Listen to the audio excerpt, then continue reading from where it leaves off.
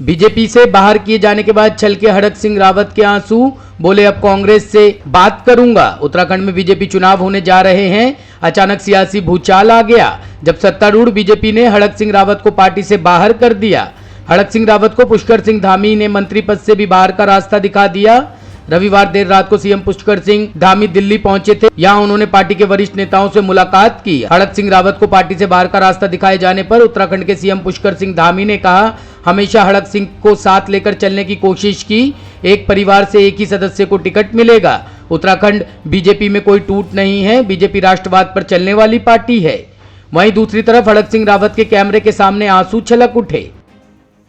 इन्होंने मनगढ़ंत खबरों के आधार पर निर्णय ले लिया। अब क्या बोलेंगे? क्या ये बोलेंगे कि हाँ हमने हड़क सिंह को काम नहीं करने दिया, मेडिकल कॉलेज नहीं बना दिया, हमने सेंट्रल स्कूल नहीं खोला, हमने रुद्रप्रयाग कोटद्वार जिला नहीं बनाया, हमने रोजगार नहीं दिया लोगों को, हमने महंगाई कर दी, हमें कमियां ये तो नहीं बोलेंगे ना।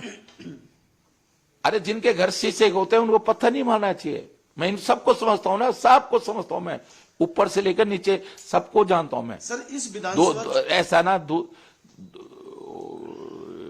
हमाम में सब नंगे हैं। मैं सिर्फ इतना ही कहना चाह रहा हूं। अब मेरे पे लांछन लगा के, मेरे पे पत्थर डाल के कि मैं इसलिए, मैंने पहला जो सिर्फ इतना 3-4 दिन पहले कहा, मैंने कहा देखो मैं अभी वहां गया था, लेस्टोन गया था, वो लड़की बहुत अच्छा काम कर रही है। आप एक बार, मैं नहीं लड़ना चाहता हूं चुनाव, आप उस पर विचार कर लो। इतनी बात हुई थी। उन्होंने कहा ठीक है, आपने कहा है, मैं अमित शाह जी से, नड्डा जी से इस मुद्दे पे बातचीत करूंगा। सर विधानसभा चुनाव ये जो 2022 का, इसकी हवा क्या आपने पढ़ ली? कहा जा रहा है कि बीजेपी इस चुनाव में अच्छा रिजल्ट देगी। कहां से आएगी? ऐसी बुद्धि आएगी तो कहां से आ जाएगी? तो इसलिए आप कांग्रेस में शामिल नहीं, मैं इसलिए नहीं सम्मिलित हो रहा हूं।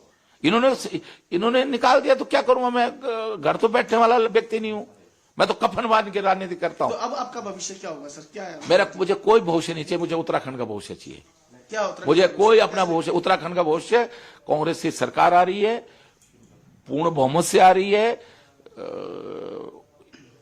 और जो नहीं भी आनी थी वो अब आ गई।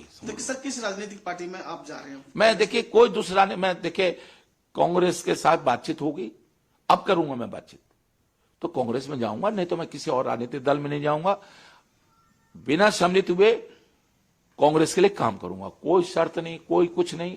मैं कांग्रेस के लिए, कांग्रेस की सरकार लाने के लिए काम करूंगा, निस्वार्थ होकर करूंगा। हमारी पार्टी में वो आए और हमने उनको बहुत सहज से, और कई बार जो विकास के मामले में उन्होंने जितनी बातें भी जो भी करी, हम लोगों ने हमेशा किया। लेकिन हमारी पार्टी हमेशा विकासवाद पर चलने वाली पार्टी है, राष्ट्रवाद पर चलने वाली पार्टी है, वंशवाद से दूर चलने वाली पार्टी है, और सबका साथ, सबका विकास, सबका विश्वास और सबका प्रयास जो एक मंत्र है, उस मंत्र को लेकर हम आगे बढ़ रहे थे। उसमें कई बार जब वो बातें करते थे तो हम लोग असहज भी होते थे, लेकिन फिर भी चूंकि हमारी पार्टी, हमारा परिवार बड़ा परिवार है, हमने कोशिश करी हमेशा उनको लेकर चलें।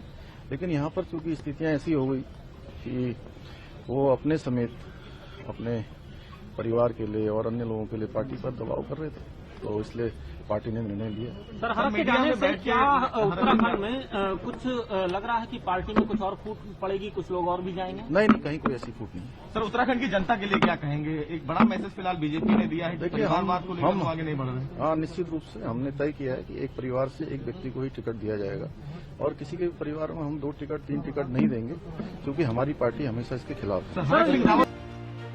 Bureau report, team ANN news.